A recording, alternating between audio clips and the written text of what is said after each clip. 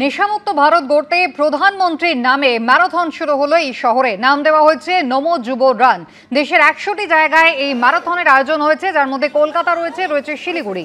নরেন্দ্র মোদীর জন্মদিন উপলক্ষে ১৭ই সেপ্টেম্বর থেকে ২রা অক্টোবর পর্যন্ত সেবা পক্ষ পালন করে বিজেপি, যার একটি অংশ হিসেবে এই অরাজনৈতিক কর্মসূচি।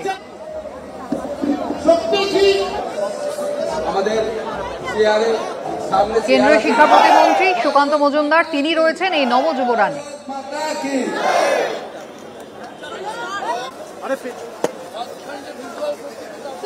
অনেক অনেক অনেক ধন্যবাদ জানাই আমাদের এই যুব সমাজ উপস্থিত হয়েছে তাদেরকে।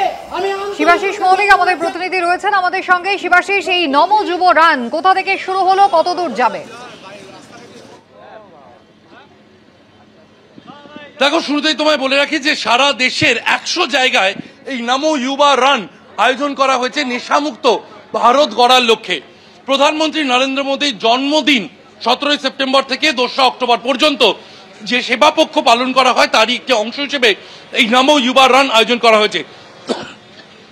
সুকান্ত মজুমদার তিনি উপস্থিত রয়েছেন, তাছাড়াও লকেট চট্টোপাধ্যায়, জগন্নাথ চট্টোপাধ্যায়, রাহুল সিনহা তারা যেমন উপস্থিত রয়েছেন রাজনৈতিক ব্যক্তিত্ব হিসেবে, অন্যদিকে ঐহিকা মুখোপাধ্যায়, সুহাস শর্মার মতো ক্রীড়া ব্যক্তিত্ব তারা উপস্থিত রয়েছেন এই নমো যুবা রানে।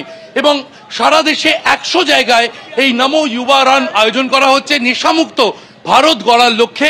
পাশাপাশি যে ছবি আমরা দেখতে পাচ্ছি তাতে কলকাতা এবং শিলিগুড়ি, এই বাংলায় কলকাতা এবং শিলিগুড়িতে কিন্তু এই নমো যুবা রান মহালয়ার সকালে আয়োজন করা হয়েছে। এই মহালয়ার সকালকে বাড়তি গুরুত্ব দিয়ে কিন্তু নেশামুক্ত ভারত গড়তে বিজেপির যুব মোর্চার পক্ষ থেকে কিন্তু এই কর্মসূচি নেওয়া হয়েছে।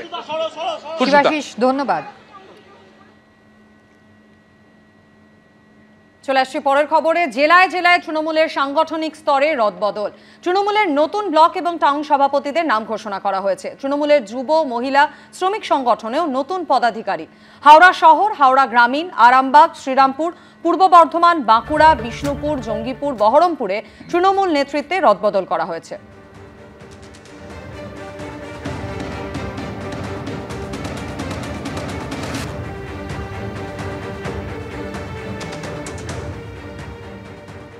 ব্লক কমিটি যেই ঘোষণা হলো, তৃণমূল বিধায়ক তিনি ইস্তফা দিলেন। হাওড়া গ্রামীণ তৃণমূল চেয়ারম্যানের পদে বিধায়কের ইস্তফা। আমতা, উলুবেড়িয়া, উত্তর সাঁকরাইলের ব্লক সভাপতি নিয়ে সংঘাত বাঁধল। বর্তমান সভাপতিদের সরিয়ে নতুনদের দায়িত্ব দেওয়ার কথা বলা হয়েছিল। বৈঠকের আগে হঠাৎই জেলা কমিটি ঘোষণা হলো, তাই প্রতিবাদে পদত্যাগ। জেলা কমিটির চেয়ারম্যানের পদে ইস্তফা দিয়ে এমনটাই দাবি করলেন বিধায়ক সুমিত পাঁজা।